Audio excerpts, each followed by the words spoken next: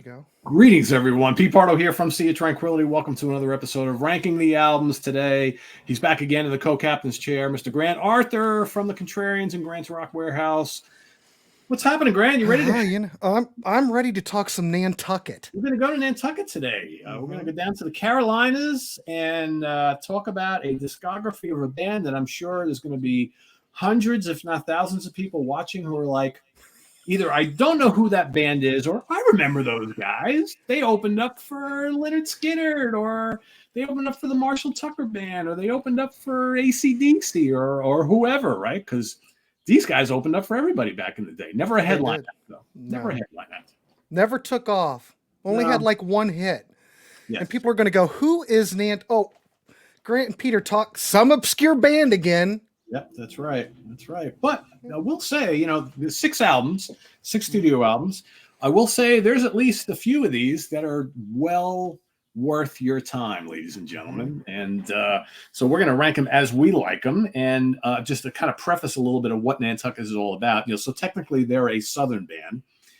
And I will say there are parts of this catalog that are kind of Southern rocky. But for the most part, they were a hard rock band who embraced pop. They embraced, like I said, Southern rock, some rootsy stuff, and pretty pleasing on the ears. A lot of really good guitar work, pretty good vocals as well. And I think folks will like some of these albums if you give them a chance. So we're going to tell you which ones you should really focus on and which ones maybe you should not. So with all that being said, Grant, since we got 6, why don't we go 2 at a time? Okay, we can do that. Okay. Now, you remember how we've always talked about this in the past, how the 70s bands had a tough transition into the 80s? Yes. This is a good example. Yes, it is. Because I was listening to the early records. Okay. And I'm going, yeah. And then I get to 1985. They're not on a major label anymore, on an independent. This was a tough listen. I'm going to have to go with Nantucket 5. Because, let me say this. The original band, when they first started out, really didn't sound like anybody else. When I hear Nantucket, in my brain, I think, well, who does this really sound like? I kept trying to compare them to people. People, you say they're Southern rock, but they're not Southern rock like the Outlaws or, they have a tinge. Like a more, I don't want to say heavier because not really, but like a little more rocked out 38 special to my ears, right? Right. There's not a lot of Skinner stuff going on here. There's no Marshall Tucker Band. Although some of the guitar tones remind me of Molly Hatchet a little bit, but it's not this big 3-guitar army guitar solos all over the place type of thing. It's a little more. You get a lot of slide guitar in Nantucket, which is fine. I'm good with that. Yeah. But I will say this. I don't want to tear into it I don't want to be cruel. I'm trying to be tactful here. But Let's be honest, it's not a good I'm album. going to be honest. I don't care for Nantucket 5 at all. I think it's commercial. It's got 80s drums. It's got digital synths. It sounds like a Prince album. It sounds like they're trying to be Prince. I'm going, oh God help me. The song Pretty Legs, it starts out with that vocal harmony that I'm used to with Nantucket, but then it takes off and it sounds like Flashdance. What is going on with this record? These guys don't know what they do know what they're doing. These guys are good players. But everything that I like about the original, all right, let me say, the first 3 albums aren't here. There's nothing here. I don't think the songwriting's all that great. Made for You sounds like, the third track sounds like very, very commercial 38 special. That's what I wrote in my notes. But it was really hard for me to get through this record. I wrote on the song Out of Control. I just wrote horrid. It's the greatness of Nantucket in the 70s is lost here. Avoid it with all costs. That's my... I was really surprised because after the 4th album, I'm listening to this. I'm going, okay. But I didn't know it would be such a drastic move from 1982 to 1985. It was shocking. So that right there is my I guess we're doing 6 records. That's 6. Yep. All right, my number 5. This isn't much better. Um, I'm going to go with "You Need a Ride to Raleigh" from 2012. Now, I listened to this. This to me, this was only available as a digital download.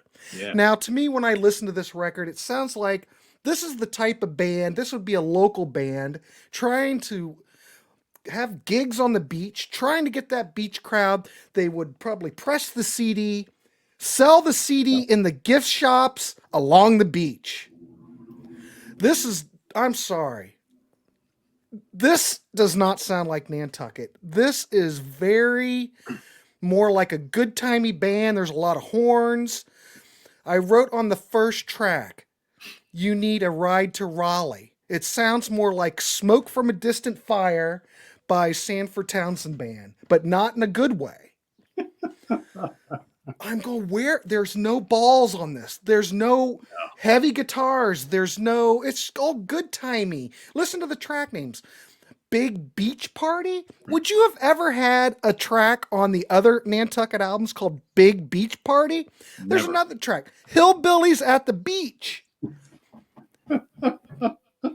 It's almost like they said, all right, we're old now, but we want to play music, so let's just play whatever, you know. They sound like a local North Carolina Bar band. bar band. That's all it sounds like. 100%. And I'm surprised I even rated this higher, but I cannot stand Nantucket 5 production. At least this sounds good, you know? It does But sound, yeah. It sounds good. Nantucket 5 sounds horrible. Yeah. It's trebly, needs remixed. I don't know. I could hardly sit through it. And I went, whoa. And I don't want to really come off as negative, but it's a tough listen. Sometimes when it's warranted, you have to, you know. I don't know. I really don't have to elaborate more. If you like bands that sound like they're geared for North Carolina gift shops, then maybe you need to check out "You Need a Ride to Raleigh." Yeah. No, sorry. I don't know what happened here. I don't either. I'll get to that in a second. My number 6 is 5, just like you, from 1984. Okay. I don't. Where to begin? Yeah, this is a horrible album. Horrible. The synths are horrible sounding. The electronic drums are some of the worst I've ever heard. You know, this is about as bad as. You ever listen to the Southern rock band Doc Holliday? Yes. They had a similar problem. Some of these Southern rock bands moving into the 80s, they just didn't know what the hell to do. And I don't know whether the record label was trying to get them to utilize all this technology and branch away from slide guitars and lots of guitar solos to direct like this. But Doc Holliday, their third album is just as bad as this. It's the same type of garbage. I mean, Pretty Legs, just terrible. Ain't It a Shame has these embarrassing like gang vocals. Like what, you know, when you listen to the first 3 albums, maybe some of the fourth, you know, and then you hear this, you're like, what happened here? You know, Made for You has some crunchy guitar riffs, but man, the slick vocals, the sheen of the synths just ruins the song for me. Looking You Up. It's so bad. So bad. And then you got a song like Driving Me Crazy, which is, I think, the only song on the album that has even a small remnant of what they were doing on their first couple albums. Mm-hmm. And somewhere in there is a good hard rock song, but the slick production just ruins it. Same thing with Can't Stop Rockin'. I think the only song to me that escapes this whole putrid just production values is Freedom, which I think has a pretty good chorus and some catchy riffs, and that one is not as saturated with all the crap from the rest of these the rest of these songs. But I don't know. The production is terrible. This is one of the worst produced albums I've heard in a while, and I think somewhere in this mess there might be a halfway decent album, but good luck finding it. Good luck finding it. Like and I had tough times sitting through it, Pete. I could barely sit through it. And if the record label was pushing them to do something like this, how did that work out for you? Obviously didn't work out at all because this thing didn't sell a lick, and nobody's going to want to listen to it now after watching this show. I'll tell you that much. Number 5. Yes. Number 5 is you need a ride to Raleigh, just like you. We're totally in sync here.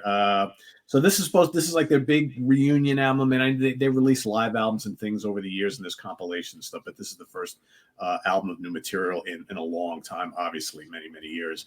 And like you said, it's just so different. It's like this laid back, poppy, bluesy kind of beach music, like Jimmy Buffett, but like not even anywhere near the quality of Jimmy Buffett. I don't get it. I don't know what they were thinking here. I mean, Hillbillies at the Beach. If it wasn't listed as Nantucket and you came across this, you'd be like, all right, I wouldn't mind hearing some little band playing this. I'm out at a cabana somewhere, whatever. Whatever. But this is Nantucket, people. It's like this summertime bluesy bland fare. I don't know. And then congratulations, you've made the Slammer.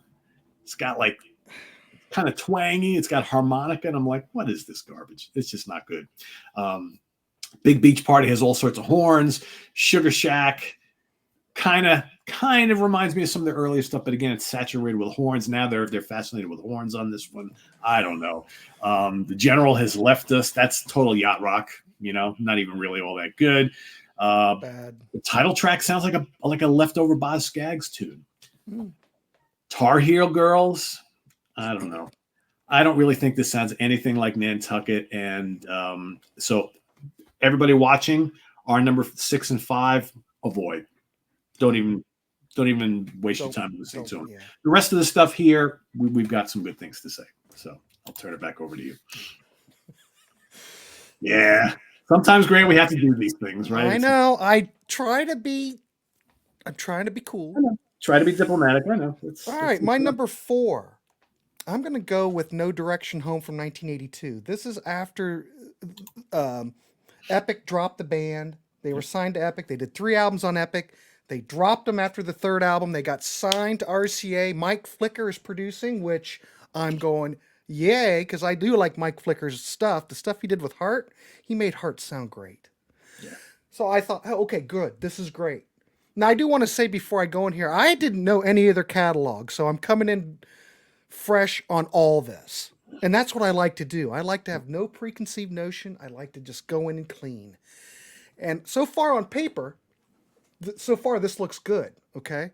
The album, I couldn't find my CD, but the cover, it's okay. It doesn't really look like a Nantucket album. You don't have the lobster anymore like you had back in the day that was kind of their staple, their mascot. That's gone. So they're trying to reinvent themselves for the 80s. I get it. New label, start over. Okay. What happens throughout the Nantucket career is that this is probably the most, I don't know where I'm going to rate this, so I'm just going to give you some kind of background. This seems like the most pure Nantucket release on the planet. This is the band running on all cylinders. This is the first album. So by the time we get to the 4th album, they kind of water things down more. They become more of an arena rock band. I don't think this has any arena rock on it, but as we get to 1982, arena rock is fully engaged here. And I'm not saying that's good or bad. I'm fine with that. I like arena rock. I don't have a problem. But it's not quite as, it's watered down Nantucket. Let's just say that. Couple of tracks. No Direction Home. I wrote on here Arena Rock City. You got tight drums. The bass is tight. Vocals on this record, Pete, are very upfront as opposed to the previous records. So, it's like they're getting geared up for the 80s. Not quite like Nantucket 5, but the thing is with this record is for the most part, we still have that 1970s production. This is a lot cleaner recording. Mike Flicker is an engineer, top notch. The Heart stuff sounds great. Nice and crisp. The guitars sound great. Guitars sound great here. I love his work. So I'm all right with this. But that opening track kind of reminds me of Damn Yankees or Shaw Blades. swear to God, I think that chorus is from a Shell Blade song. I don't know. It kind of reminds me of that. I Don't Want to Lose You. You got some flanged bass. We're getting a little creative here. And wrote right here, the flicker production is so tight. Could this be Survivor? I said, not quite, but this has got killer slide guitar on it. The guitars on here are great. Hiding from Love. You'll like this. Hiding from Love, I wrote, it almost sounds like Players' Spies of Life from 1982. Kind of reminds me of Player. Which it's down, we covered Player, everybody, so check that down in the links. Yes, don't miss that episode. Yeah. Don't miss that. It's pretty poppy and commercial. Okay.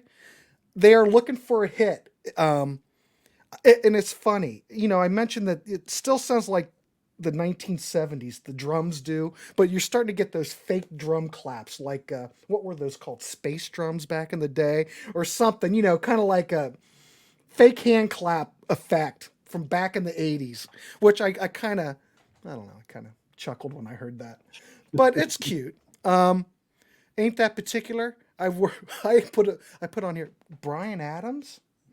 It's fine, just not quite like the debut. It's watered down Nantucket. Morning, Noon, and Night, full AOR here. This is arena rock, full throttle. It's fine. Got slapping bass on it, a little funky. It's okay. Ready for Love, though, I think harkens back to the old Nantucket. Got kind of like a boogie number to some degree. I think that's okay. Come Home, Darling. Obviously, to me, I said that's a hit single. Very yachty, the piano. But the vocals aren't smooth enough for a yacht rock track. It's not smooth. Makes you want to slow dance, though. I'm just saying, kind of like Love Hurts. It's kind of in that vein like Love Hurts by Nazareth. Yeah. I could keep going. You get a lot of saxophone on here. Kind of sounds like Quarter Flash. Everybody knows the band Quarter Flash. I haven't heard that sax sound that Randy Ross had. It sounds. I hear it all over this record. I don't know. Tennessee Whiskey. I said it's not a ballad. No ballad here, but not a great track. I didn't care for that. But that's pretty much it. That's my number 4. It's okay. It's not quite what came before, but I can handle it all right. For arena rock or AOR, it's not a bad record. These first 4 albums I don't really have any issues with, but they have to rank somewhere. Yep. All right, my number. Let's see, what are we at? Number 2, number 3. Number 3. Yep. Okay, here we go. Where's my number 3? Where is it? Uh-oh. Okay, here we go. My number 3, I am going to go with Long Way to the Top. Anybody recognize that name of the album? Long Way to the Top? If you want to rock and roll? Mm-hmm. They're the band is right there, hanging out, looking cool. Actually, that's not a bad. That's a pretty good band photo. I think it is. It's kind of. I mean, yeah, those guys look all right. Yeah, it's a Long Way to the Top. Opens the record. Now you're probably thinking, what in the world would they be covering an AC/DC song? Well, don't forget that Bon Scott died February of this year, 1980. Yep. So this is a tribute to Bon Scott. They're paying tribute to AC/DC. Now, if you know they that, formed with them a little bit, so I guess I guess they formed. So if you look at it that way, because I think it's a pretty bold move to open up an album with a cover when you've got great songs. Yeah, exactly. So they must have really thought highly of Bon, and they a tribute.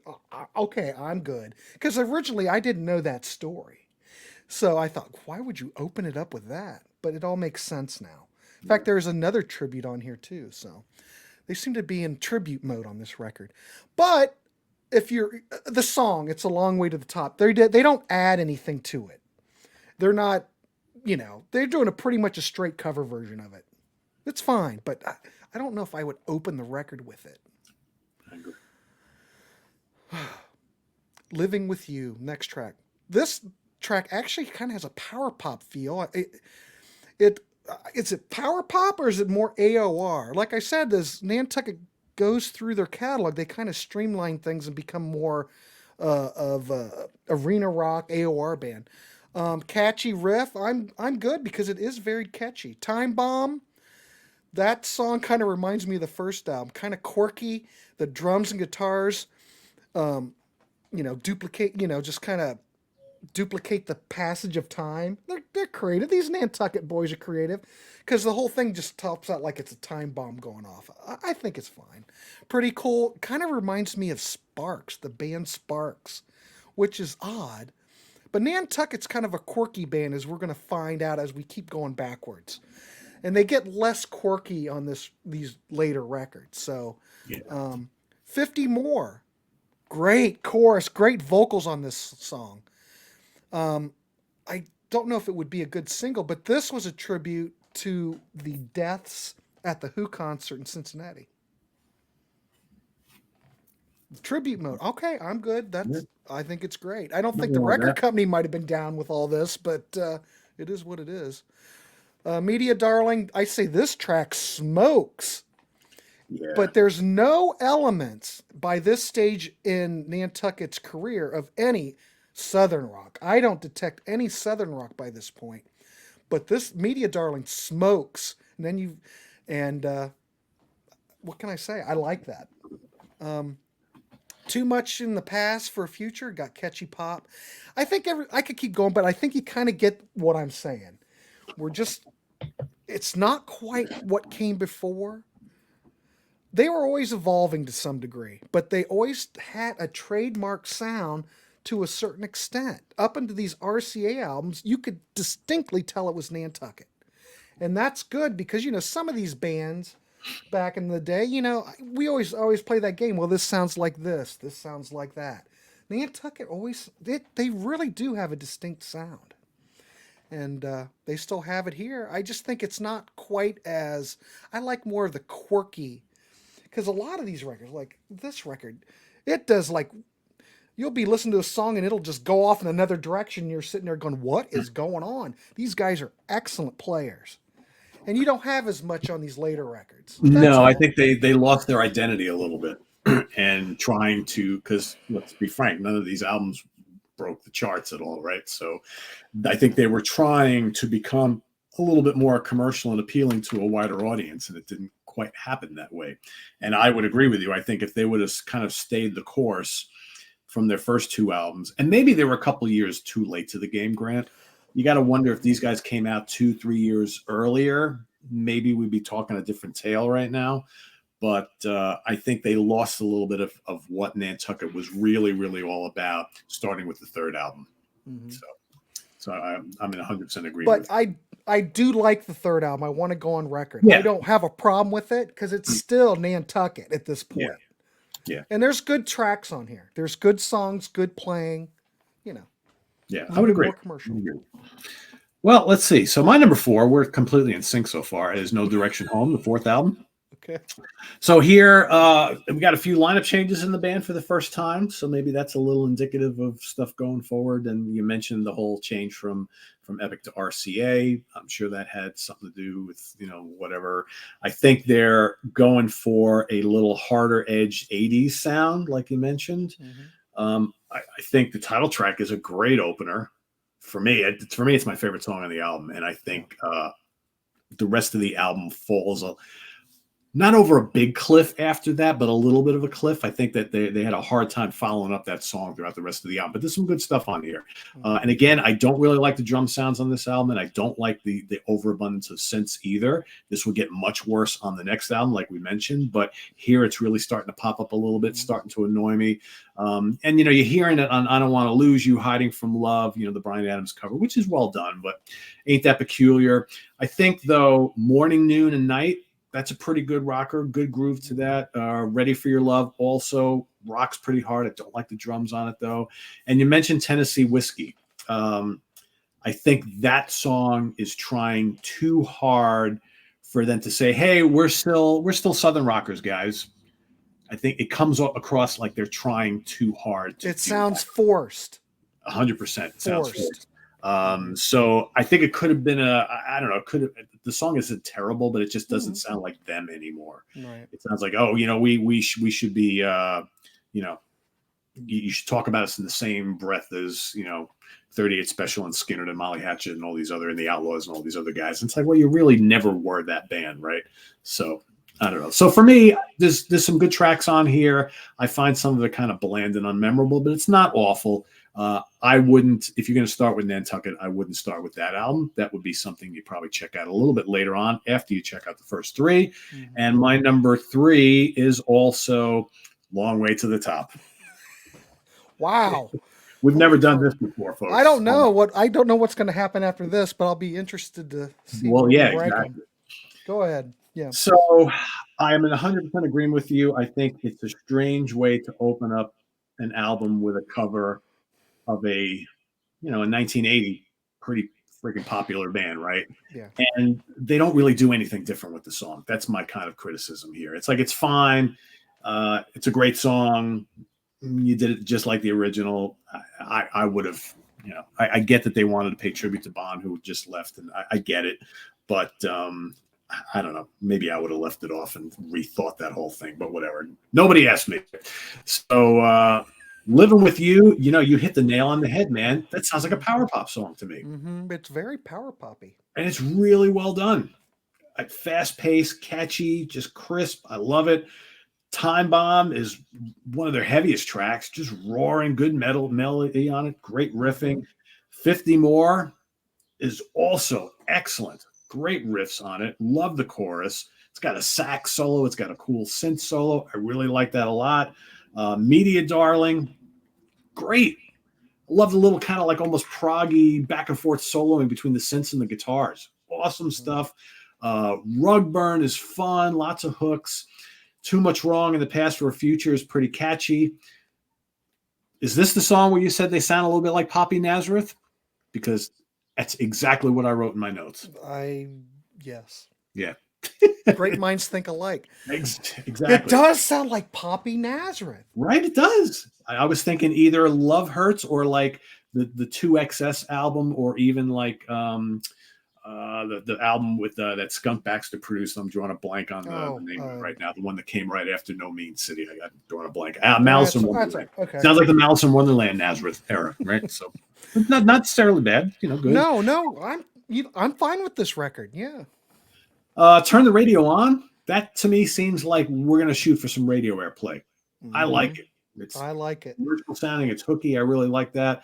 Tell Me, I think, is a really interesting song. I think because that reminds me of that kind of funky hard rock style that they did on the first 2 albums. And I really like Rescue. I think that's another one of the heavier tracks on the album. I really like that a lot. And then Rock of the 80s got some big soaring hooks. That's really fun. I think this is a fun AOR / hard rock, melodic rock record. I think it's really well done. I like the production. There's some great, catchy, memorable songs. But as you said, they're losing a little bit of the charm from the first 2 albums. But I think this is a really fun album. Honestly, for me, take off the AC/DC cover, which I don't think they really do all that much with. It's a great song, but take that off and you got a really tight album for the most part. And even without the AC/DC track, there's still 12 songs on here. You still have 11 pretty damn good songs on here. Yeah. It's just not as, I don't know, the first 2 albums have something a little magical going on that's not really on this, but this is a good record. So I would say definitely don't sleep on this one, folks. Long Way to the Top is a good one. It's my number 3. Yeah. I totally agree. I do want to add one thing. The track Rescue, I like when Larry and Tommy, 2 of the band members, do that vocal interplay where they bounce off each other. Yeah. It's kind of like the Steve Perry, Greg Raleigh thing. I like when you trade off vocals like that, because I always think the best Journey stuff, well, my favorite Journey stuff is when Greg Raleigh was in the band, for one, but him and the blend of Steve Perry and Greg Raleigh trading vocals is like on the Infinity album, right? Where they're both singing about equal. Man, damn, that's good. My favorite Journey album. And that's one of the reasons why. But you have that on this record, and I really like it. Rescue's kind of poppy, almost yachty, but it's very strong track, and the dual guitars on here kill. Yeah, really good. Yeah. So yeah, Rescue's really great. And I want to mention one more thing because I had more notes. Turn on the radio. What Nantucket really does well that they lost on those later records are those vocal harmonies. And Turn on the Radio knocks it out of the park. Yeah, for sure. The one thing I do want to mention before we go on is that this record seems to have a little bit more breathing room. It's got a little bit more air. The other records seem to have a lot more going on, but this kind of goes with streamlining the band and the sound of the band. Still sounds like Nantucket, but it does have a little bit more air, a little more room to, how do I want to put it? It just has more air. It sounds like it's not quite as saturated with instrumentation or, I don't, hopefully someone knows what I'm talking about. Do you know what I mean? All right. But, uh-oh.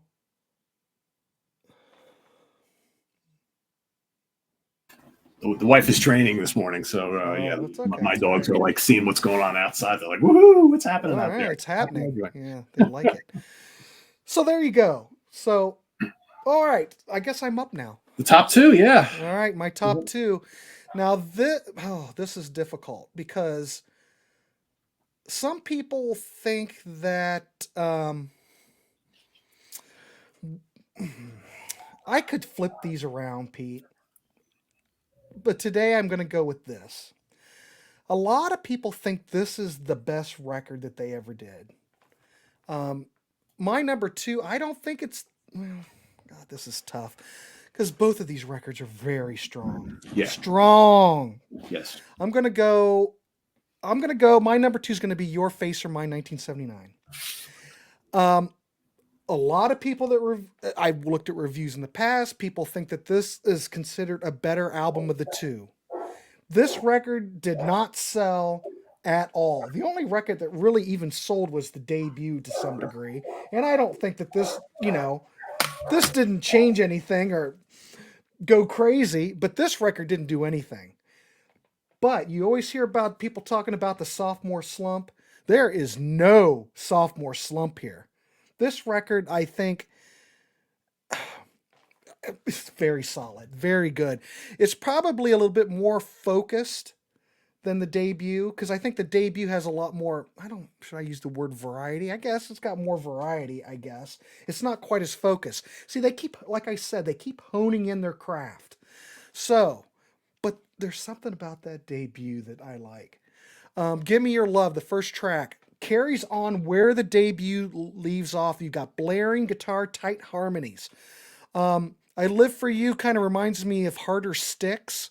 If Styx collaborated with Quarter Flash, because it's got that Quarter Flash sax sound again, and I just giggle when I hear that. Again, this record is more arena rock than what came before. And with wonderful results because these guys are so good. These are so good. They know how to write catchy songs. They're great players, like I said. Hey Hey Blondie, which is funny because you probably couldn't make this song today, starts with a guy catcalling a female. Let's say that. That wouldn't fly today, no.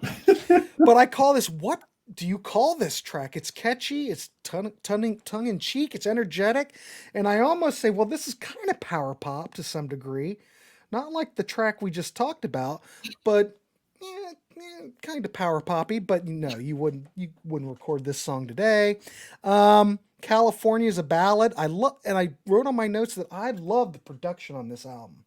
I think this album sounds great. Vocals sound great.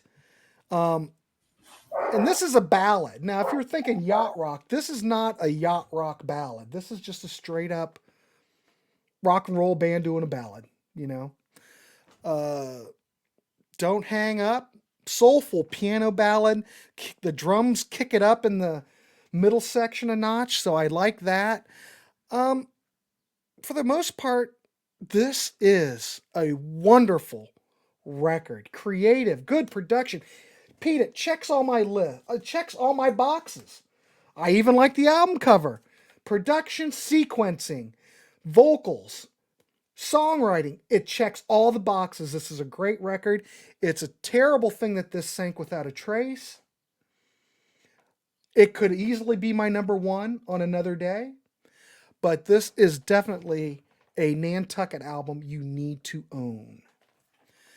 That being said, my number one, of course, I'm going to go with the self-titled debut. I'm going to go with that. We're talking 1978. It's, oh, God, and what a great opening track. Heartbreaker was the single off this record. But man, what an opener. Soaring guitars, those killer harmonies right up front.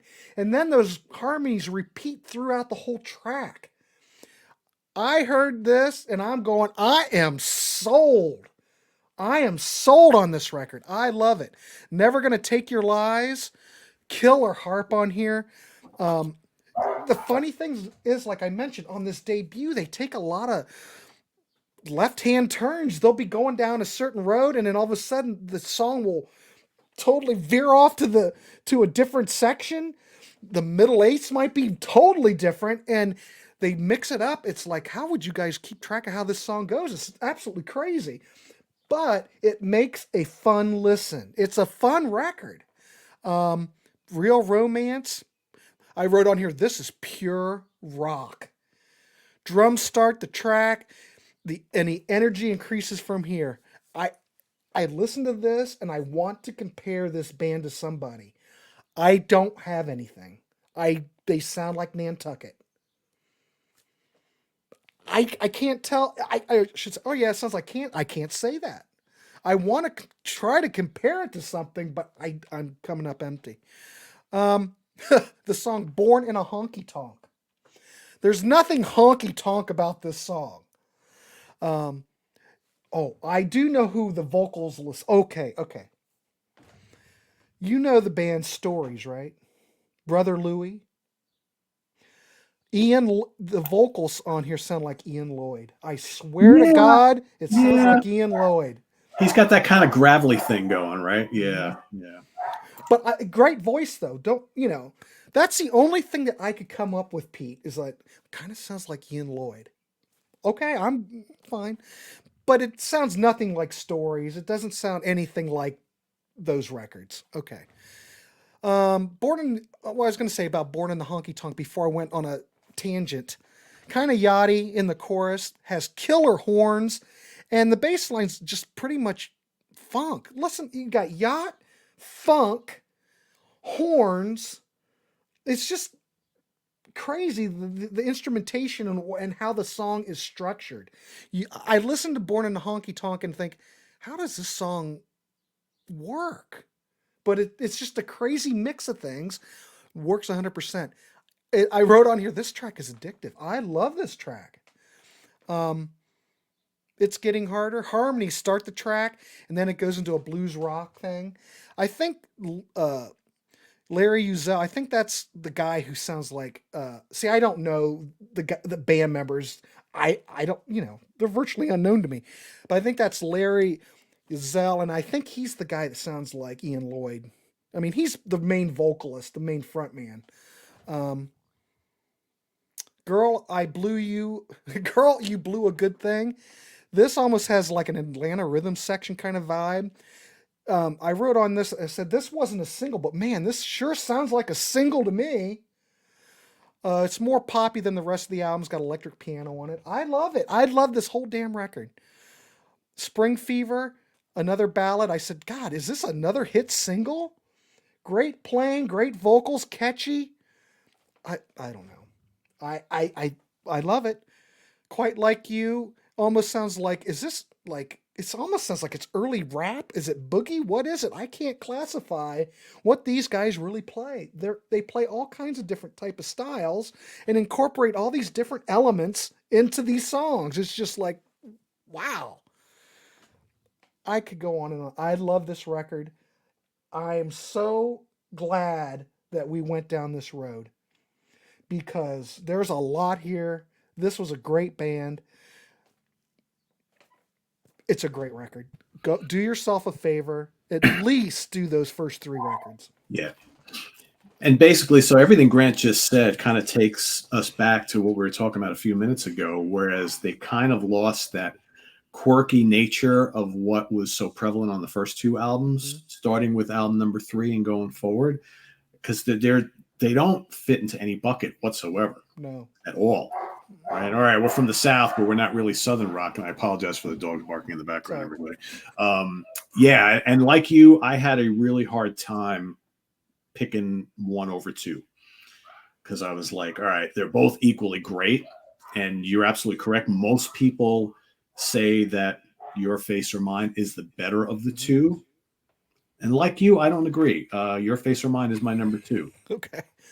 Yeah, we were spot on this entire ranking here today. And before I go, because we usually do this and we didn't do it today, let me just list the band here. So Tommy Rell on guitars, Spoon, lead and backing vocals, Larry Uzel, lead and background vocals, bass guitar, percussion, Mike Uzel, the two brothers, organ, Moog, bass, synthesizer, piano, lead and backing vocals. So everybody's singing, everybody's doing everything. Mark Downing, lead, rhythm and slide guitars, 12-string vocals, backing vocals, Eddie Blair, tenor, soprano, sax, piano, organ, clavinet, backing vocals, and Kenny Soul, drums, timpani, backing vocals. So that's everybody in the band. But yeah, as Grant mentioned, they're kind of like a faceless band. Nobody knows who these guys are, unfortunately. But so I'm going to go with this one as number 2, and we're splitting hairs here. This is the second album.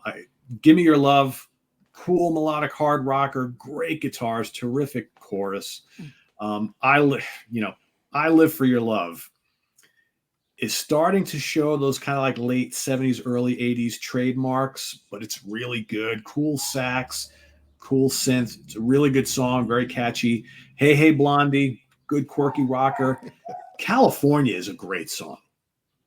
That's a real, it's atmospheric, it's pop, there's some hard rock in there. The chorus is great. Definitely one of my favorites on here. Wide Awake shows why this band should have been bigger.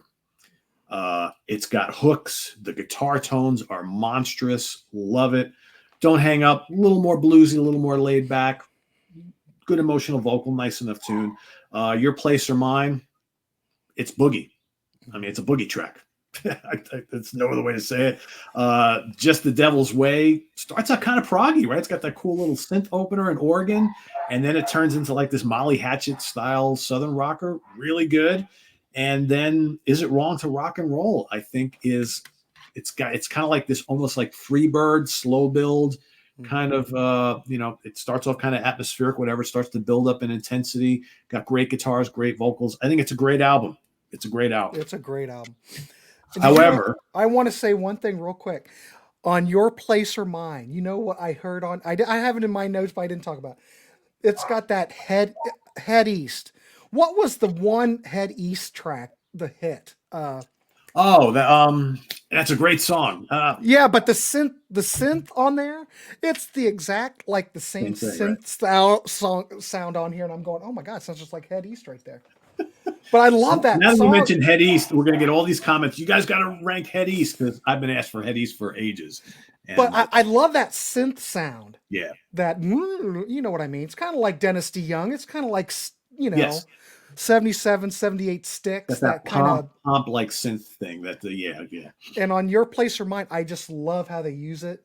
I'm a sucker for that stuff. Come on, you gotta love it. I love it. Yeah. Yeah, I definitely prefer those kind of synth sounds to what we would get a few albums later for sure, right? Oof, yeah. Digital synths. Bring back this stuff. None of that other garbage. Yeah. No, analog synths all the way. I know, exactly. God. Ugh. So my number 1 is the debut. Heartbreaker was kind of a minor hit for the band. Good, catchy hard rock. Big guitars, big vocal harmonies. Should have been a massive hit. I really like it a lot. Never Gonna Take Your Lies. Kind of crunchy, bluesy rock with some funk. Love it. Clever chorus. Really dig it a lot. Real Romance. Another good hard rocker. Great guitar firepower. Reminds me of Max Webster in spots, strangely enough. She's No Good. Kind of, right? A little bit, right? The quirkier poppy Max Webster. Yeah, a little bit. And I think that's probably, we've been struggling to find comparisons to this band early on. Max Webster, in a weird way, kind of would fit here because you can't pigeonhole them either. From track to track on every album, they're doing something completely different. They're not really hard rock, or they are. They're kind of prog, but they're not. They got a little bit of pop, a little bit of new wave. I mean, they do all this stuff. These guys are very similar. She's No Good. That's kind of their southern rock track on this album. You got the big slide guitars, which are amazing. Big anthemic chorus. Born in a Honky Tonk. That's kind of similar. Man, I love the guitar tones on this album. Just really, really good. Yep. It's Getting Harder. That's their boogie track here. Girl, You Blew a Good Thing. What a great song. That's their AOR Yacht Rot song on the album.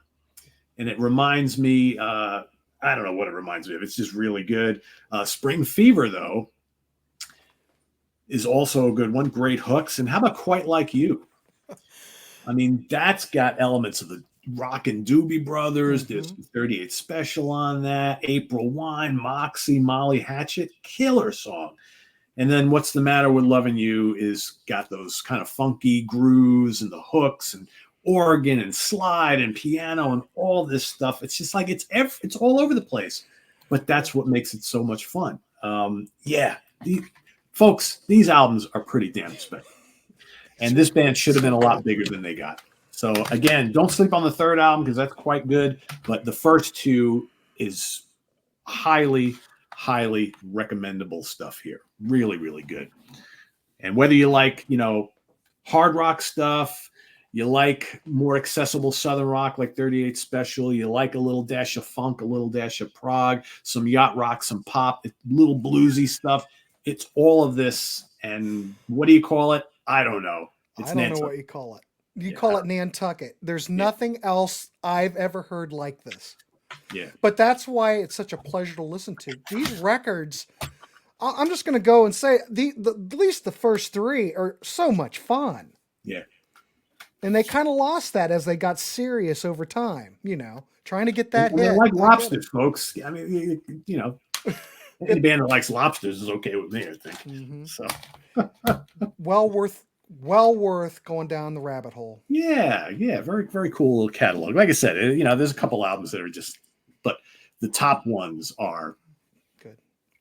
And these are, I've got the Wounded Bird reissues of the first three, which came out. God, I don't even know when. Those are in the early 2000s. Those are the Wounded Bird. These have only ever come out on Wounded Bird. Correct. Back in these used to be widely bootleg back in the days. They were just like needle drops because people wanted these records. I don't know why it took them so long to reissue them. I don't know why maybe like Cherry Red or Esoteric it's not prog. Rock Candy, right? Rock Candy would be these records. If anybody from Rock Candy's watching this, for God's sakes, please reissue these records. Yeah. People need to hear them. Yeah. Because now if you go out these CDs aren't cheap. These aren't, people want them. They go for big money. Yeah. You probably can stream them. You can probably go on Spotify maybe, but if you want physical media, please, Rock Candy, somebody reissue these. Yeah, I would agree. I mean, I'm glad I have these. I'm glad I bought them when I did. But yeah, the liner notes are like all microscopic, and I would love because Rock Candy does a terrific job on their reissues. You get these nice booklets with all this history of the bands and photographs and stuff. That's the kind of treatment these albums. But we've talked about that before, how Rock Candy, this is a perfect candidate for them because they always try to release those bands that kind of slip through the cracks. All these hard rock bands and AOR bands. My God, it's just like a treasure trove. Yeah. I have so many Rock Candy CDs, and I would just go, I know I'm on a tangent, but just say, well, I've never heard this, but you know what? I'm going to take a chance because I love discovering all this stuff. Yeah. And then you listen to them going, why would this band not make it? There's a lot of okay, we're going to go back to Aviary, which I think's a masterpiece. A masterpiece. How could that not take off? It's the same with this. How could this not have taken off? Yeah, Sony dropped the ball on Aviary. I'm sorry, but that first album is a classic. And again, maybe I could go on and on about Aviary. Yeah. Soaring. What a great But song. that record is brilliant, and people on my channel know I'm all about that record because I won't shut up about it. I'm trying to spread the love because it's so great. Yeah, it is. Golly. Yeah. Brad Oh, Love, baby. do you have any of those? I know we're on a tangent. Sorry. Do you have any other aviary stuff like I I have think like that. a couple I have the of second one. The second one. and how's Was that? I uh haven't heard it. it's you need it. You need it. I need it. Oh Yeah. shit. Yeah. I like it. Do you have any Brad Love stuff? I have one of his solo albums. It's pretty good. It's a little mellow, but it's pretty good. But yeah, the first Aviary is great. The second unreleased one, which is now there you can get, is Uh-huh. also very good. So So yeah. what's this real quick? I'm sorry. I have to ask. What was the story behind the second release? You said that was they made that record and they shelved it, or what's the story behind that? Do you I'm know that pretty sure that's offhand? what happened. They got dropped by the record label, so it just kind of got, Oh, I've got to get it then. yeah, yeah. It's hopefully you can still get it. I bought it ages ago when they first reissued because I think what happened was they reissued the first Aviary and people were very interested in it. And then somehow Brad was able to get a hold of the tapes from the second album that was never released, and he issued it himself. Oh, I've got to get it. Yeah, it's really good. I mean, if you love the first album, it's all the I elements. love it. Yeah. So brilliant. Yeah, I mean, that's a perfect example of, and again, what do you call Aviary? It's kind of like pop, pop.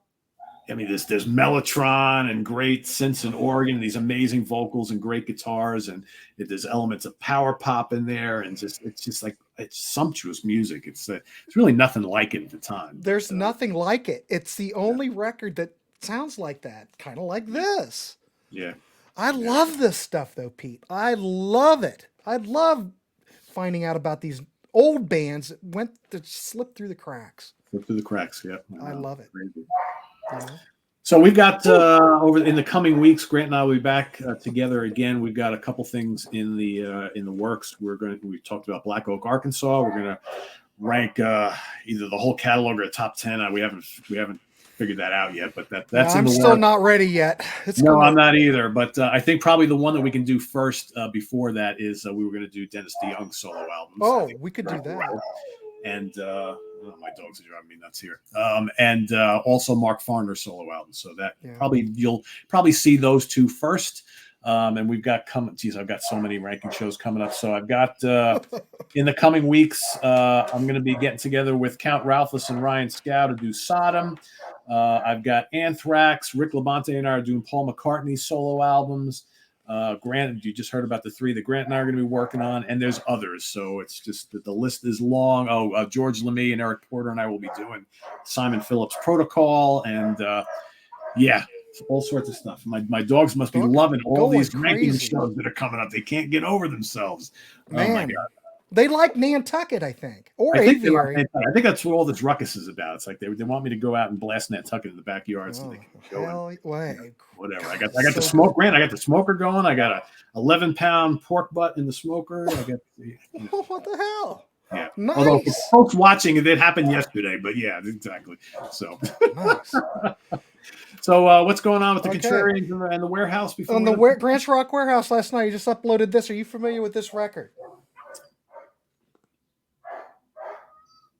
The Boys, biker band, wait a minute, crap. Where's my picture? There's the band.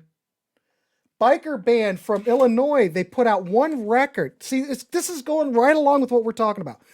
One and done. They put out one record in 78, I'm sorry. Biker band from Illinois. We did a one and done series where we have a panel and we just rate it. We kind of give our mini review. We rate it out of 10 because we're trying to turn people on whether you should pick these records up. And we do just these one-off albums. That's all we're looking at. But this was one of those bands that slipped through the cracks. I'm going to say if you like the Gods, kind of like the Gods meet, gosh, what would I compare them to? I don't know. Watch the show. Make your own decision. Check this band out. So that just went up. On the Contrarians, we did a power pop show the other day. It was a good panel, very loose. Contrarians is getting very loose. But we talk about our top 3 power pop tracks, but essentially we more or less it kind of morphed into something else where we're really trying to define what is power pop, because everybody has their own different idea what it is. You know, I my think you favorite. can say that about almost any genre, right? Mhm. I think even though Mr. Steven Schneeman would disagree with me, I think Stars Cherry Baby is a perfect example of power pop. Yeah. That, Even though of you course, don't that song is associate Stars perfect. being a power pop band, but yeah, they did that album and boom. Well, yeah. But that to me is the definition. Or you could look at Badfinger, you know, Yeah, I would say Badfinger or the Raspberries, right? Usually when I think of Raspberries. power pop from back then anyway. Yeah, Go it's All the Way is yeah. pure power pop. Yep, yep. But yeah, we just did. I haven't put it up yet. I gotta finish editing it, but we just recorded that. That'll be coming up on the Contrarians. And then we always do the Wednesday live chat on the Contrarians, 7 p.m. every Wednesday. I don't know what we're talking about on Wednesday, but we will be doing something. So Sounds good. Let's see. What do we got coming up here? Of course, Tuesday is in the prog seat here on SOT. We've got our favorites. We're going to be talking about our 5 favorite sophomore albums, or second albums, as some people like to call it, from some of our favorite prog bands. So that's coming up on Tuesday. And then, of course, the rest of the week, new album reviews on Wednesday. We've got Martin will be back on Friday from his vacation, from his little sabbatical there. So Martin will be joining me once again on Friday. And then we start the whole weekend thing again. We got Jamie Laszlo and the review crew on Saturday. And I'll be back on Sunday with another Ranking the Album show. So till then, this is on the web at www.seatranquility.org. We're on Facebook. We're on YouTube all together all the damn time. Please go give Grant's channel some love as well. And we'll see you next time here on Ranking the Albums for Grant Arthur. I am Pete Pardo. Thanks for watching, everybody. Enjoy the rest of your Sunday, and we'll see you tomorrow. Take care. Bye-bye. see you. Thanks.